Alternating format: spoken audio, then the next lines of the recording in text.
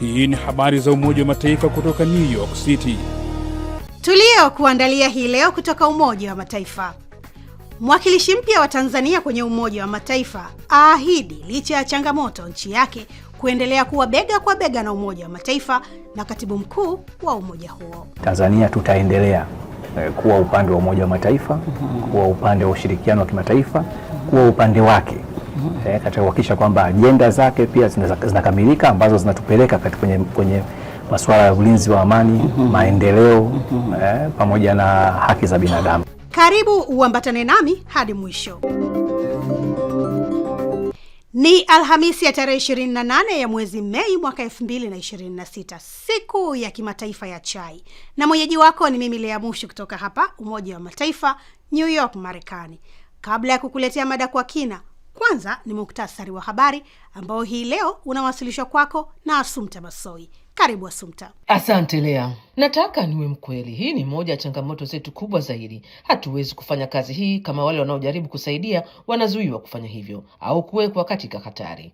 Ni sehemu ya barua ya Dr. Tedros Ghebreyesus, mkurugenzi mkuu wa shirika la Umoja Mataifa la Afya Ulimwenguni WHO, aliyowaandikia wananchi wa Jamhuri ya Kidemokrasia ya Kongo DRC, wakati huu vikwazo kama vile mapigano jimboni Ituri yanakwamisha harakati za kudhibiti milipuko wa 17 wa Ebola nchini humo. Akiwa njiani kuelekea DRC, ametumia barua hiyo aliyoandika kwa lugha za Kiswahili, Kiingereza na Kifaransa kutaka sitisho hata la muda mfupi la mapigano ili wahudumu wa afya waweze kuhudumia wananchi, wakati huu watu waliothibitishwa kuambukizwa Ebola ya virusi vya Bundibugyo ni 105 na kati yao 10 wamepoteza maisha.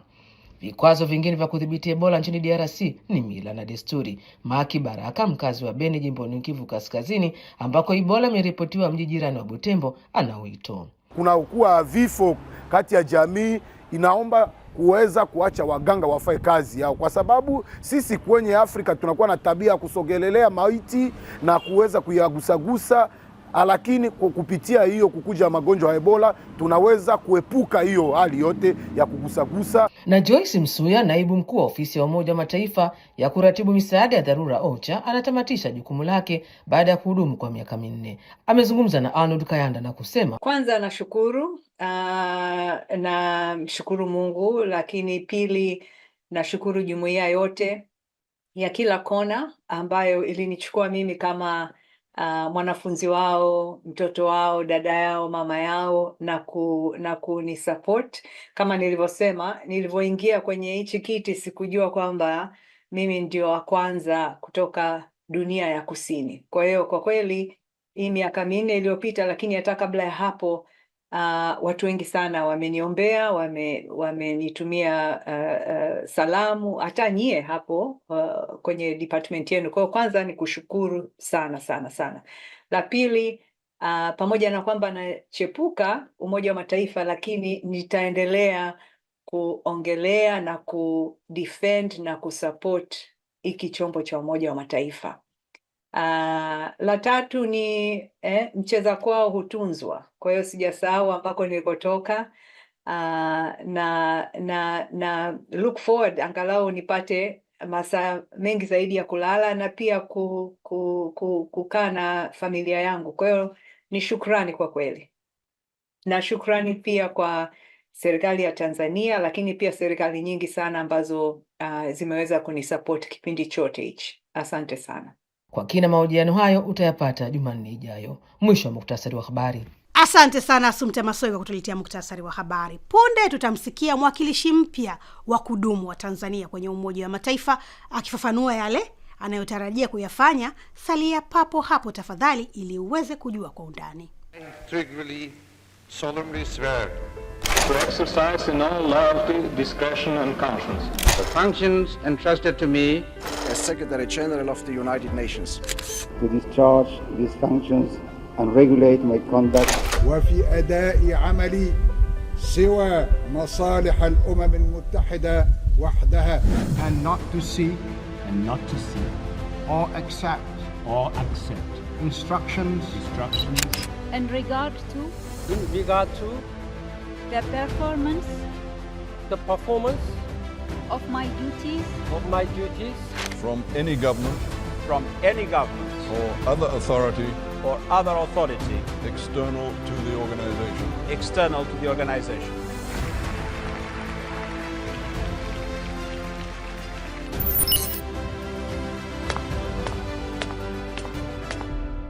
Ni habari za Umoja wa Mataifa kutoka hapa Marekani kupitia chaneli yetu ya YouTube Habari za UN na pia televisheni wa shirika. Unaweza kutembelea wavuti wetu ambao ni news.un.org/sw kwa taarifa na makala. Mimi ni Lea Mushi, tunasonga mbele na sasa ni wasaa mada kwa kina.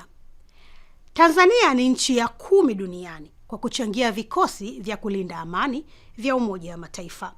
Hilo ni moja ya mambo ambayo taifa hilo la Afrika Mashariki linajivunia na kuahidi kuendeleza ushirikiano wake na Umoja wa Mataifa. Hayo yamejitokeza kwenye mahojiano maalum na mwakilishi wa kudumu wa Tanzania kwenye Umoja wa Mataifa Balozi Togolani Idris Mavura, aliyeketi na Flora Nducha wa idhaa hii ya Kiswahili mara baada ya kuwasilisha hati zake za utambulisho kwa Katibu Mkuu wa Umoja wa Mataifa. Je, yapi mengine wamejadili? Ungana naye katika mada hii kwa kina. Karibu sana katika idhaa ya Kiswahili. Karibu New York pia. Asante, nashukuru. Si mgeni lakini ugeni hauishi. Ugeni hauishi. Lakini kwenye Umoja wa Mataifa kwenye majukumu haya unakuja kuanza kijiti kipya, sio? Ndio kabisa. Karibu sana. Asante, nashukuru. Sasa umekuja na ujumbe gani kwa Katibu Mkuu, kwa sababu umewasilisha tayari nyaraka zako kwa Katibu Mkuu wa Umoja wa Mataifa Antonio Guterres?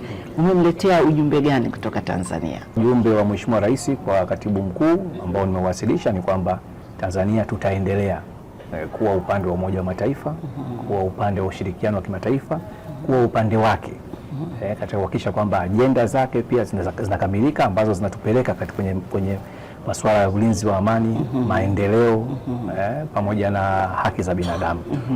Na kama ulivyosema umekuja wakati ambapo dunia iko shaghala baghala, hasa katika masuala ya usalama na kadhalika.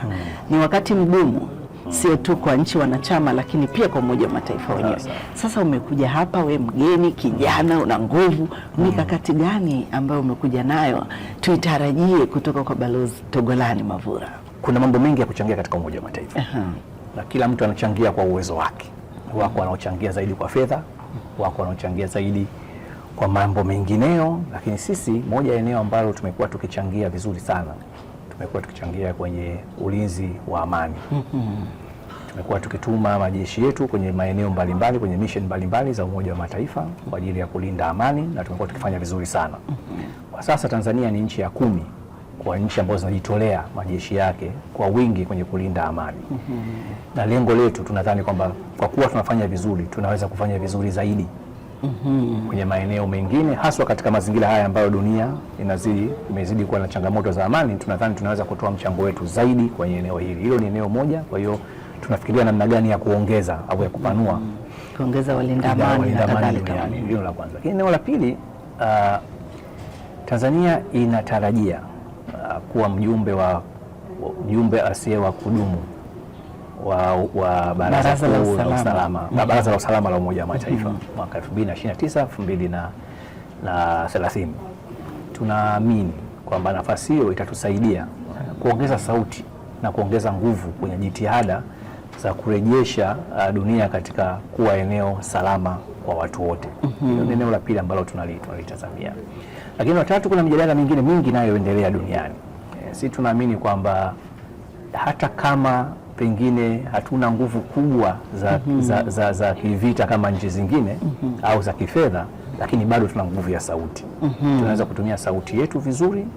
Tuna uwezo pengine kwa nafasi tulionayo kuchangia jitihada au michango ambayo inaweza kuunganisha dunia vizuri zaidi kuliko pengine baadhi ya mataifa ambayo yanajikuta yako sehemu ya mgogoro. Siku zote tumekuwa suluhishi na wapatanishi huko duniani, na tunataka kutumia fursa hiyo kuona namna gani tunaweza na sisi kutoa mchango kuifanya dunia kuwa sehemu salama ya kuishi kwa watu wote. Na hasa uliposema kwamba mnatarajia kwa wajumbe wasio kudumu kwenye Baraza la Usalama, na hiyo ndio imekuwa moja ya mijadala mikubwa hapa kwenye Umoja wa Mataifa hivi karibuni, kwa sababu nchi za Afrika hazina kiti cha kudumu. Kwa hiyo wamekuwa wakipigania sana kuhakikisha kwamba kuna sauti za Afrika. Kwa hiyo labda hiyo nayo pia itakuwa ni fursa nzuri wakati huo mtakapokuwepo kulisongesha mbele hili zaidi. Kwa hilo ni sehemu sahihi zaidi ya kuongeza sauti na kuongeza nguvu. Lakini kwa upande wa Tanzania sisi kama tuna program za Umoja wa Mataifa ambazo zinaendelea pale nchini na tunajua sasa hivi kuna mageuzi yanayoendelea Umoja wa Mataifa wakati ambapo pesa zimepungua kutokana na kupungua kwa fedha na changamoto zingine. Kwa hiyo ni kweli tunataka kuona Umoja wa Mataifa unakuwa na ufanisi zaidi, lakini tunataka kuhakikisha kwamba kupungua kwa fedha au kukata fedha kisiwe kisingizio cha kukata programu za maendeleo. Kwa hiyo hayo ni mambo ambayo tunapaswa kuhakikisha kwamba mabadiliko yoyote, mageuzi yoyote yanayofanyika, mageuzi ambayo yataleta ufanisi bila kuathiri shughuli za maendeleo na mchango wa Umoja wa Mataifa kwa nchi wanachama, hususan nchi wanachama zinazohitaji Umoja wa Mataifa zaidi. Nchi zetu zinazoendelea, nchi zinazoendelea ziko nchi ambazo pengine hazihitaji sana mchango wa Umoja wa Mataifa katika maendeleo yao kwa sababu zimeshaendelea, lakini sisi tuko kwenye kundi la nchi ambazo tunahitaji mchango wa Umoja wa Mataifa zaidi. Kwa hiyo tuone namna gani ambavyo tutapata usawa au uwiano kati ya mageuzi na kutafuta ufanisi kwa upande mmoja bila kuathiri mchango wa Umoja wa Mataifa kwa nchi ambazo zinahitaji Umoja wa Mataifa zaidi, Tanzania ikiwemo. Mwisho kabisa, ungependa kutoa ujumbe gani? Lolote lile ambalo unahisi hili wasikilizaji na watazamaji wa idhaa ya Kiswahili watajua mimi niko hapa na niko kwa ajili ya wananchi wa Tanzania. Watanzania wategemee kama ambavyo niliapa mbele ya Mheshimiwa Rais kuwatumikia kwa uwezo wangu wote, kwa weledi wangu wote na maarifa yangu yote, ili kuhakikisha kwamba maslahi yao na maslahi ya nchi yetu yanazingatiwa katika eneo hili ambapo maslahi ya dunia yanatengenezwa. Asante na kushukuru sana Balozi, karibu sana. Asante. Shukrani sana Flora Ndusha kwa mahojiano hayo, na kwa Balozi Togolani Mavura tunakutakia kila laheri katika ukurasa huu mpya unaoenda kuanza, na vile vile idhaa ya Kiswahili ya Umoja wa Mataifa inakukaribisha katika kujuza maziwa makuu nini kinachoendelea hapa katika Umoja wa Mataifa ili kuendeleza ushirikiano wetu, na tumekuwa tukijadiliana na viongozi wengine, kwa mfano Kenya, Burundi, DRC na nchi nyingine ambazo zinazungumza lugha ya Kiswahili na vile vile watu wa diaspora. Basi nami kufikia hapa na kunja jamvi leo, lakini tukutane tena Jumanne wiki ijayo kwa jarida lingine la video. Lakini kwa upande wa vipindi vya redio ni kila siku, hivyo kesho Ijumaa utapata kusikia habari za Umoja wa Mataifa. Hata hivyo kwa sasa unaweza kutazama habari na video nyingine. Tunaweka kwenye channel yetu ya YouTube, jina linaitwa Habari za UN. Na ukurasa wetu wa mtandao wa X jina ni hilo hilo Habari za UN. Kumbuka pia kupakua app yetu ya Habari za UN, inapatikana Play Store na App Store. Na kwa niaba ya wote walioshiriki kukuletea jarida hili, jina langu ni Lea Mushi. Ninakutakia amani na kwaheri kutoka New York, Marekani.